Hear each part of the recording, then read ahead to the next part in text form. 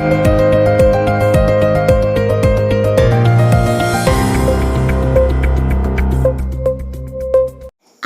ব্যবস্থা নিশ্চিত সহ ৩ দাবিতে আন্দোলন করতে থাকা জগন্নাথ বিশ্ববিদ্যালয়ের শিক্ষার্থীদের সঙ্গে কথা বলতে ঘটনাস্থলে গিয়ে শিক্ষার্থীদের তোপের মুখে পড়েন তথ্য ও সম্প্রচার মন্ত্রণালয়ের উপদেষ্টা মাহফুজ আলম।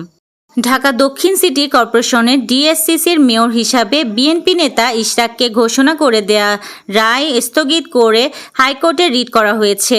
আগামী রোববার হাইকোর্টের একটি বেঞ্চে এ সংক্রান্ত রিটটি শুনানি হতে পারে। নিষিদ্ধ ঘোষিত ছাত্রলীগের নেতাকর্মীরা টাঙ্গাইলে মশাল নিয়ে ঝটিকা মিছিল করেছে।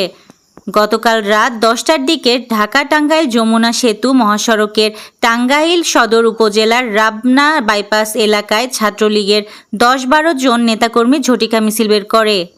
ঢাকা বিশ্ববিদ্যালয়ের শিক্ষার্থী ছাত্রদল নেতা সাম্য হত্যা মামলায় গ্রেফতার তামিম হাওলাদারের গ্রামের বাড়িতে আগুন দিয়েছে স্থানীয় একদল বিক্ষুব্ধ জনতা।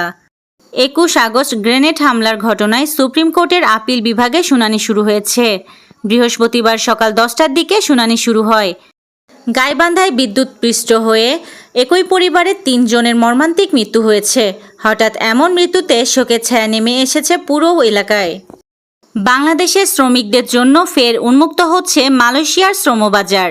আগামী কয়েক বছরে দেশটি বাংলাদেশ থেকে 12 লাখ শ্রমিক নেবে বলে আশা করেছে অন্তর্বর্তী সরকারের কাছে। এর মধ্যে প্রায় 50,000 শ্রমিক নেবে বিনা খরচে। ভারতে মুসলিমদের প্রতি বিজেপি তথা মোদী সরকারের চরম ঘৃণা আর বিদ্বেষের জ্বলন্ত প্রমাণ আবারও সামনে এলো। মোদী তার ড্যামেজ কন্ট্রোলের জন্য সংখ্যালঘু কার্ড ব্যবহার করে অপারেশন সিঁদুরের ব্যাপারে যে মুসলিম নারী সেনা কর্মকর্তাকে দিয়ে নিয়মিত ব্রিফ করিয়েছেন, সেই নারী কর্নেল সোফিয়া কুরেশি এখন বিজেপির টার্গেট।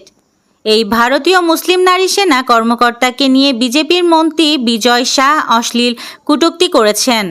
মেক্সিকোর ওয়াক্সাকা ও পিউবলা রাজ্যের সংযোগকারী মহাসড়কে বুধবার ভয়াবহ সড়ক দুর্ঘটনায় অন্তত 21 জন প্রাণ হারিয়েছেন। বৃহস্পতিবার এক প্রতিবেদনে এ তথ্য জানিয়েছেন সংবাদ সংস্থা রয়টার্স। গাজা ভূখণ্ডে ইসরায়েলি বর্বর হামলায় একদিনে 20 ফিলিস্তিনি নিহত হয়েছে। এ সময় আহত হয়েছে আরও শতাধিক। গতকাল বুধবার এক প্রতিবেদনে এ তথ্য জানিয়েছে বার্তা সংস্থা আনাদোলু।